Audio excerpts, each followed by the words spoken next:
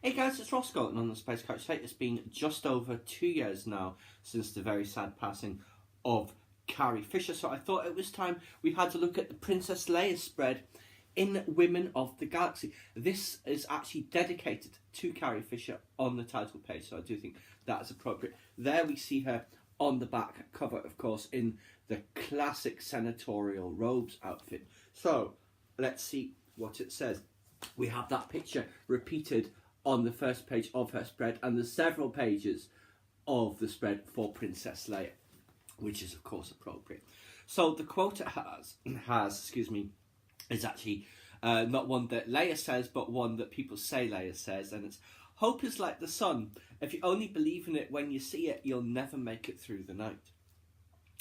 Leia Organa's fearless bravery, intelligence, sharp wit and commitment to fighting galactic tyranny make her an inspiration not only to the rebellion but to generations of Star Wars fans around the world. She's the embodiment of hope from her first scene when she's evading Darth Vader to send the plans for the Death Star to someone who can help. The first female lead in the galaxy far, far away, she's at the centre of the saga. She's a rebel, a princess, a senator, general and hero. She was a power player and would be without her title or force sensitivity. Whether blasting stormtroopers or making a persuasive argument, working to install the New Republic or leading the fight against the First Order, she's a formidable leader and military strategist, and anyone who dares underestimate her learns doing so is a terrible mistake, and that's why I think Queen Trios is going to be in a world of trouble eventually. The princess role was part of what would become Star Wars A New Hope from George Lucas's earliest story treatment in 1973. Initially, the unnamed princess was on the run with her treasure, and the Empire was offering a reward for her capture. But by the second draft, Lucas had written out the princess and instead turned his central male hero, Luke, into a young woman. By his third draft, Luke was again male, but the princess character was back, now the other half of Luke's character and his twin. Leia, who was at different points called Leia Aquila, Leia Antilles and Princess Zara, developed into the staunch, bold and beloved character we know her as today. Now here we have another picture of her. This looks like it's taken... the style looks like the Forces of Destiny, but that's just style of animation. Here she is in her Bouche outfit. Yes, and we actually see in Forces of Destiny how Maz Kanata helps her get that.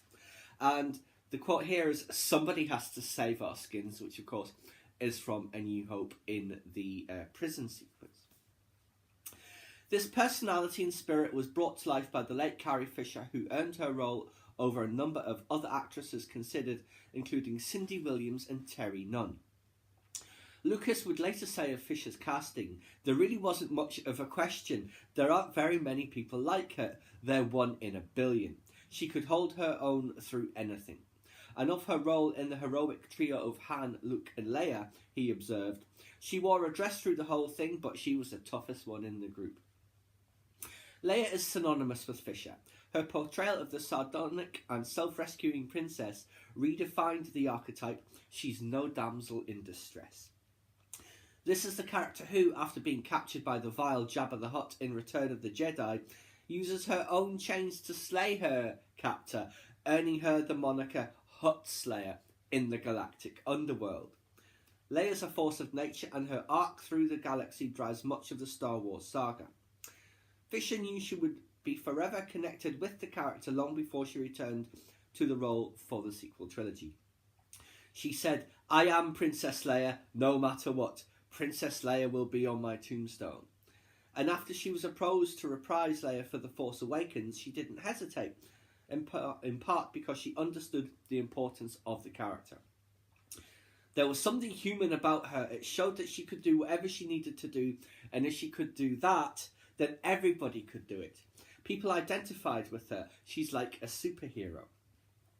She played a character that served as a role model, particularly to young girls, just like Daisy Ridley's Rey. In playful tribute, fans sport Leia's and Rey's distinctive hairstyles at cons and in daily life. Fisher imparted words of wisdom to Ridley while filming The Last Jedi. Carrie lived her life the way she wanted to, never apologising for anything. There were times through all when I felt like I was shrinking, and she told me never to shrink away from it, that it should be enjoyed.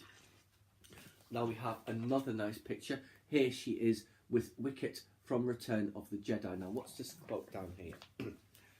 Good intentions aren't enough. They're not meaningless, but that's where we have to start, not where we end. With Leia returning for the sequel trilogy, her already rich character expands and deepens. Her life is laid out in films, books and comics, from her birth to learning how to be a queen on Alderaan, to committing herself to the rebellion, to eventually spearheading the resistance. Leia is remarkable for reasons beyond counting, but perhaps especially because she lives her life bringing light to the galaxy. When she is to choose between service and personal needs, the galaxy comes first. At what we could expect to be a crushing lowest point, after watching Alderaan's destruction by the Death Star, she vows in Star Wars Annual Number 2 to never give up on her quest for peace. I will die for it, I'm sure. Today, maybe. But I will fight for it with every breath. Anything less is to have done nothing. Anything less is for Alderaan to have meant nothing. And that was a great speech that she gives in the Princess Leia comic about Alderaan survives. As long as there's one drop of Alderaanian blood, Alderaan survives. The destruction of Alderaan becomes an immovable cornerstone of Leia's life. She loses her family and friends, her culture and her entire planet in an instant, just moments after defiantly mocking Grand Moff Tarkin and his foul stench, which apparently was of lavender when you read the behind-the-scenes things. But she must keep moving forward.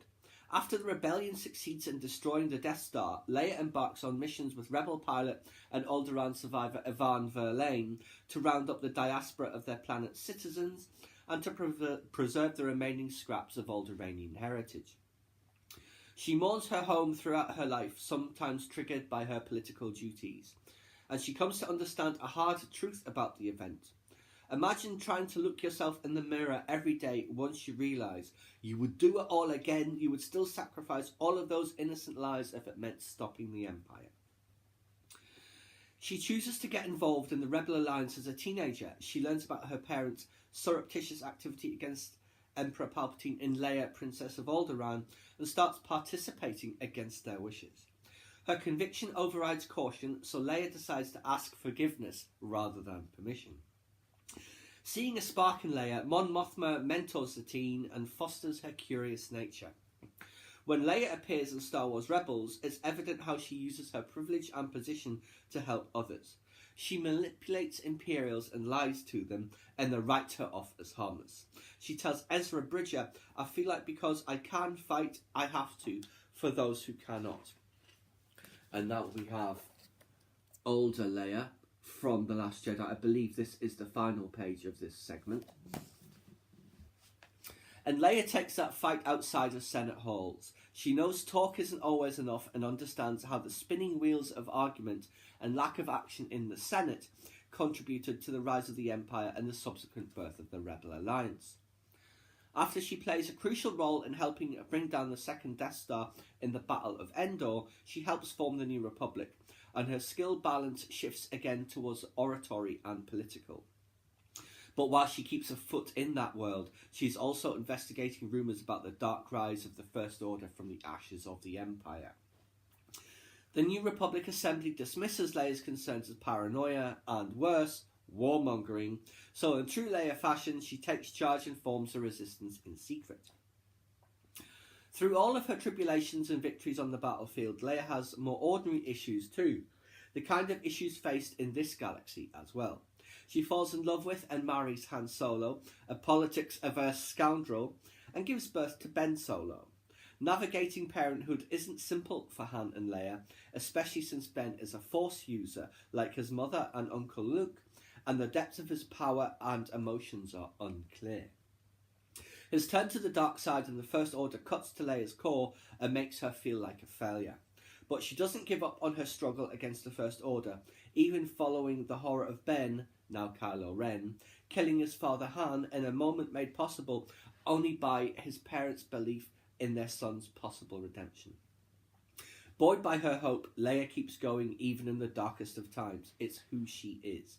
It's devastating, and the first time we've seen the unflappable Leia Organa waver when she says towards the end of The Last Jedi, the galaxy has lost all its hope, the spark is out. But she does not break, the tide of the battle turns, and Leia rallies the remaining resistance forces to fight another day. Hope always remains. It was a little bit out of character for Leia to actually say that spark is outlined, but that is just one of the many things that is wrong with The Last Jedi. But yes, a lovely spread on Leia Organa. We'll just look at her photos, her pictures again. There she is in The Last Jedi. Here she is in Return of the Jedi. That's a really nice painting. And then, of course, we have the Bouche outfit.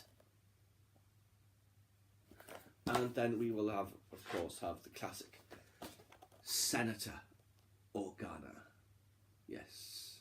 And obviously we have General and Princess Leia here. So that is just a look at the Princess Leia spread from Women of the Galaxies, requested by the good friend of the channel, Natalie. Thank you very much, Natalie, for suggesting it. I had been meaning to do it for quite some time, to get back into Women of the Galaxy and do some of the more important characters like Leia and, say, Padme, Mon Mothma, Jyn, or whoever. But they will be longer videos because they have the longer spreads. But there you go, guys. That is just our look at Princess Leia from Women of the Galaxy. Please subscribe to my channel if you enjoyed this content. Leave me a comment or suggestion for an upcoming topic you'd like to see discussed, or like the video.